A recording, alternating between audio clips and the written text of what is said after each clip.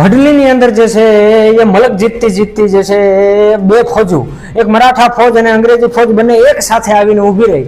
એમાં મરાઠા ફોજનો સુબેદાર સેનાપતિ એટલે કે બાબારાવ અને અંગ્રેજી ફોજ એ બાબારાવ પાસે એક બકરી હતી અને એ જે છે એ બકરી માટેની અમુક વસ્તુઓ માટેની માંગણી એને દરબાર ભાણ ખાચર પાસે મૂકેલી અને એવા સંજોગોમાં જો એ માંગણીઓ પૂરી ન કરી શકાય તો જે છે એ ભડલી ઉપર સવારમાં ચડાઈ કરવામાં આવે અને ભડલીને ભૂંસી નાખવામાં આવે, આવો જે છે આદેશ જારી કરી દેવામાં આવ્યો.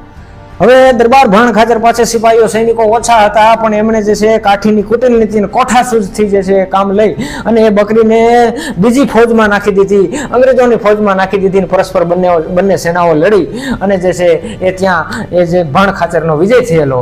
એના અનુસંધાને આજ મેં એક દુહો એમાં લખેલો છે કે કોઠાસૂઝ કાઠી તણીને જેણે ઓલા બાબાને બે હાલ કર્યો. આ તો કોઠાસૂઝ કાઠી તણી અને જેણે ઓલા બાબાને બે હાલ કર્યો, આ તો ખાચર તે ખમીરાજથી ભડલી બચાવ્યું ભાણભા.